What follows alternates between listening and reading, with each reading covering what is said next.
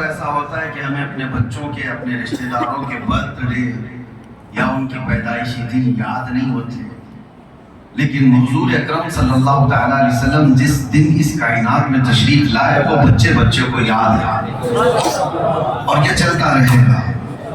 اس پر حملہ ہر زمانے میں ہوتا رہا ہے۔ مثال کے طور پر آپ سے اس موسم میں بہت سارے لوگوں کے سوالات شروع ہو جائیں گے، سوشل میڈیا پر مناظرے اور بھولے بھالے سنی مسلمانوں کو دلائل کی روشنی میں کچھ سمجھانے کی کوشش کرنے والے لوگ کہ میاں کائے کو تم لوگ 12ویں کے دن جلوس کر رہے ہو، میلاد منا رہے ہو؟ حضور صلی اللہ علیہ وسلم تو 12 ربیع الاول کو پیدا نہیں ہوئے تھے، روایات میں تو ہے کہ وہ 8 ربیع الاول کو پیدا ہوئے تھے۔ یہ بھی سوال آئے گا، روایات ہیں، میں اس کا انکار نہیں کرتا۔ آپ ایسے وقت میں کشمکش میں نہ آ جائیں۔ ہم تو ان سے کہتے ہیں میاں ٹھیک ہے 8 کو پیدا ہوئے تھے، آپ 8 کو ہی تو منا لو۔ ہم 12 کو منا رہے ہیں، آپ 8 کو منا لو تاکہ دونوں روایتوں پہ عمل ہو جائے۔ نہیں، منانا نہیں ہے، بس روکنا ہے کسی کو۔ حضور اکرم صلی اللہ علیہ وسلم کی آمد پاک اس کائنات پر میرے عزیزو ایک ایسا انقلاب ہے، ایک ایسا انقلاب ہے جس کو رہتی دنیا تک لوگ جانیں گے اور پہچانتے رہیں گے۔ یا اور بات ہے کہ سنیوں میں یا مسلمانوں میں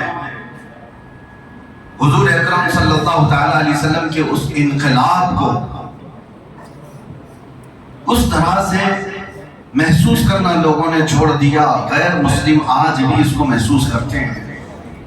جارج برنارڈ شاہ ایک بہت بڑا مورخ، تاریخ دان بھی اور رائٹر ہے، اس نے لکھا ہے کہ دنیا میں کوئی بھی ریولیوشن آیا ہے، انقلاب آیا ہے، تو زیادہ سے زیادہ 100 سال تک چلتا ہے۔ جیسے رشیا میں آیا، چائنا میں آیا، سوشلزم کا، کمیونزم کا، مارکسزم کا، ڈیموکریسی آئی، یہ سب جو انقلاب آئے، ریولیوشن آئے دنیا میں، تو جو انقلابی شخصیت زندہ رہی جب تک، تب تک یہ اثر بھی رہا اس تحریک کا، اس انقلاب کا۔ جب وہ شخصیت ختم ہو گئی، اس کے شاگرد چلے گئے، تو اس تحریک میں بھی ٹھنڈا پن آ گیا۔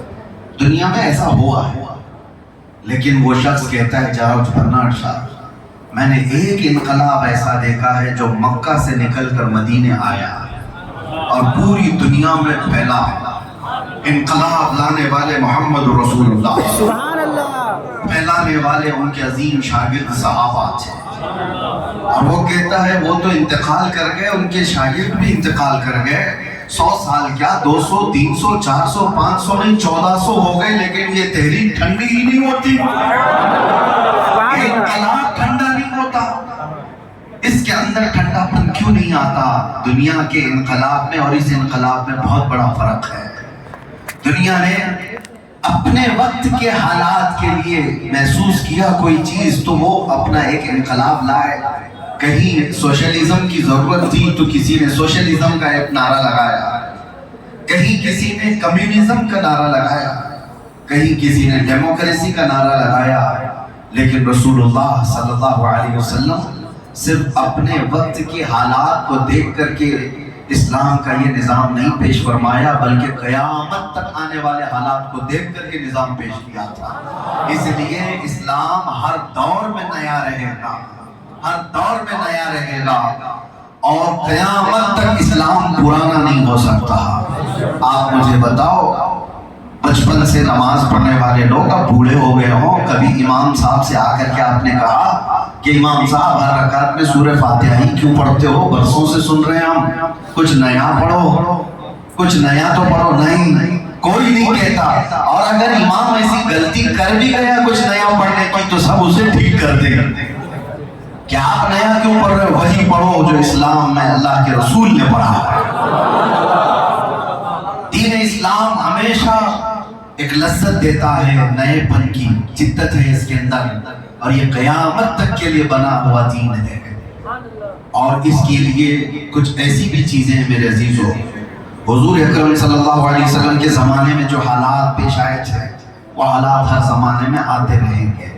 لوگ بیٹھ کر کے ڈسکس کرتے ہیں ابھی حالات بہت خراب ہیں، بہت خراب ہے، مسلمانوں کو لے کر کے ایسے حالات ہیں، مصلحت کے ساتھ جینا چاہیے. ذرا تاریخ تو پڑھو، کبھی حالات اچھے ہوئے ہی نہیں ہمارے لیے. ہر دور میں اس سے بھی خطرناک حالات ہوتے رہے، کبھی اچھے ہوئے نہیں. کیا آپ سمجھتے ہیں مکہ میں حضور اکرم صلی اللہ علیہ وسلم 13 سال تھے تو حالات اچھے تھے؟ کیا وہ صحابہ کرام کی تکالیف آپ نے نہیں سنی؟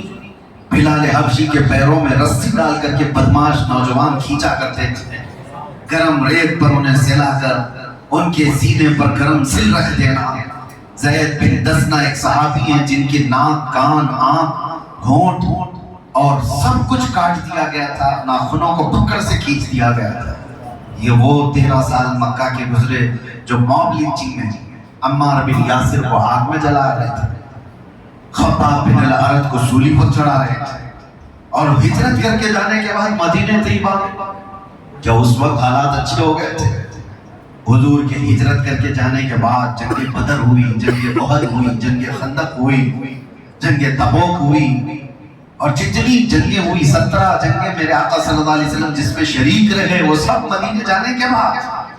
اسٹیبلش کرنے کے لیے حالات سخت ہی تھے. پھر خلافت راشدہ کا دور آیا تو کیا حالات سب اچھے تھے؟ میرے عزیزو، وہ صحابہ ہیں جنہوں نے حالات کی شکایت نہیں کی، انہی حالات میں وہ پانی کی طرح بڑھتے چلے تھے.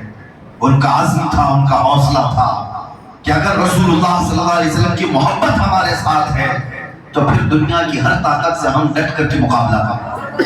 سبحان اللہ. آج اس چیز کی کمی ہے، حالات وہی ہیں، حالات وہی ہیں، ہر طرح سے بوچھا، وہ حالات ہمیشہ رہیں گے. ایک محاورہ ہم نے سنا اور آپ کو بھی میں بتا دیتا ہوں.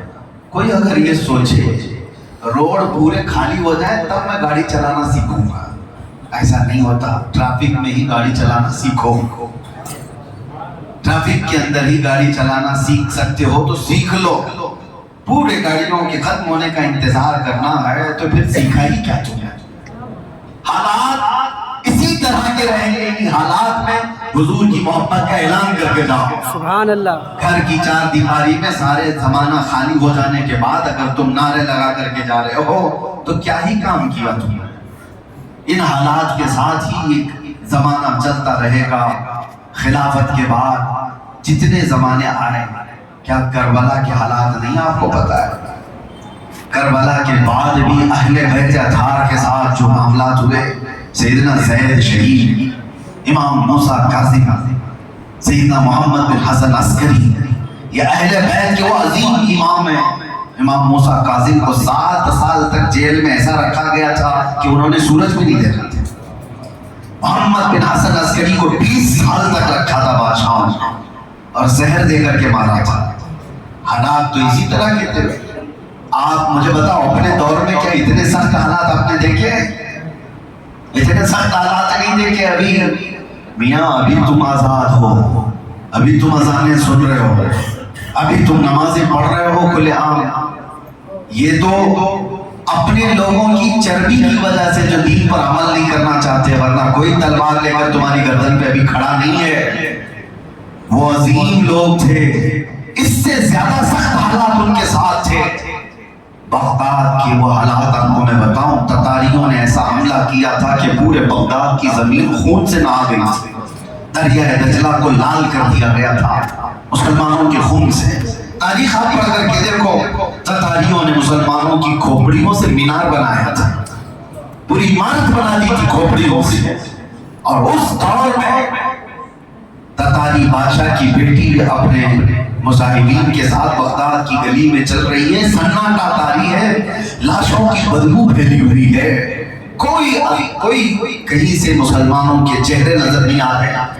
ان حالات میں ایک وقت گزرتے ہوئے بادشاہ کی بیٹی نے دیکھا اذان کی آواز اسے سنائی دے رہی ہے، اذان کی آواز سنائی دے رہی ہے. وہ رک گئی، کہا ہم نے تو اتنا قہر برپا کیا ہے اس شہر پر، مسلمان جہاں ملے انہیں مار دیا گیا، یہ اذان کی آواز آتی کہاں سے؟ رک گئی اور پوچھا دیکھو کہاں سے آواز آ رہی ہے. دیکھا تو ایک چھوٹا سا گھر کے نیچے کا تہخانہ ہے, ایک 80 سال کا بوڑھا اذان دے رہا. سبحان اللہ. بطالیوں نے پکڑ کر کے بادشاہ کی بیٹی کے سامنے پیش کیا. یہ بوڑھے بھی آئے اذان دے رہے تھے. اس خاتون نے قہر بھری نگاہوں سے دیکھا اور کہا کہ میاں تمہیں پتہ نہیں بغداد کا کیا حال کر رکھا ہے. ہماری حکومت ہے, ہم نے تباہ و برباد کر کے تمہاری اینٹ سے اینٹ بجا دیا ہے, تم کیا کر رہے ہو ابھی؟ بوڑھا کہتا ہے کہ بچپن سے اسی دین پر میری زندگی گزری ہے. میں محسوس کر رہا ہوں کہ میری جان اب نکلے گی کہ تب نکلے گی. میری عمر ختم ہو گئی. بچے ہوئے لمحات کو میں یہ چاہتا ہوں کہ تمہاری جوتے چاٹنے میں نہ جائے, میرے رب کی بڑائی ہو جائے. سبحان اللہ. سبحان اللہ. آئے گا جو بھی وقت آئے گا, اللہ کی بلندی, اللہ کی کبریائی بول کر کے تو جاؤ. میرے عزیزوں لوگ تھے جنہوں نے موتیں اپنے سامنے دیکھی تھی.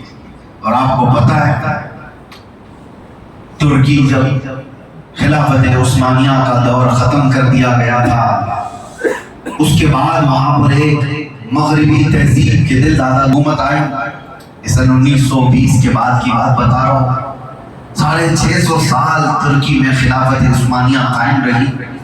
اس کے ختم ہونے کے بعد جو حالات پیدا ہوئے, وہاں کی عورتوں کو حجاب پہننا بھی مشکل تھا. قرآن کو انہوں نے بدل کر کے ترکی زبان میں کرنے کی کوشش کی تھی, عربی سے ہٹا دیا. اذانیں عربی میں نہ ہو, بہت کچھ بدل دیا گیا تھا کہ مسلمان اپنی آئیڈینٹی کے ساتھ نہ رہے.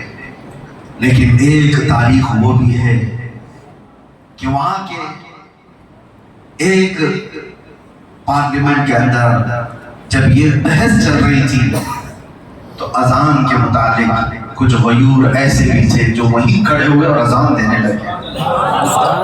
اذان کے الفاظ کہنے والا مار دیا گیا, شوٹ کر دیا گیا ایک مجلس میں. لیکن دوسرا کھڑا تھا جہاں سے اذان رکی تھی, وہاں سے اس نے بولنا شروع. سبحان اللہ. اس کا بھی قتل ہو گیا. تو تیسرا کھڑا ہوا کہ میں اذان کو کمپلیٹ کروں.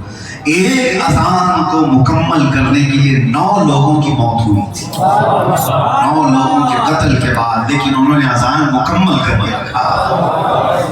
وہ کیا تھے میرے عزیزوں؟ حالات کا مقابلہ تو کیا تھا, حالات کے سامنے ڈٹ کر کھڑے تو تھے. موت تو آنی ہے, آج یا کل کسی ہاسپٹل میں آئے گی یا گھر پر ایڑیاں رگڑ رگڑ کر کے مر ہی جانا ہے. ایک دن طے ہے سب کا, اور جب اس دنیا سے جانا ہی ہے تو میرے رب کے بتائے ہوئے راستے پر کیوں نہ چلے جائیں, حضور اکرم صلی اللہ علیہ وسلم کی محبت میں کیوں نہ چلے جائیں.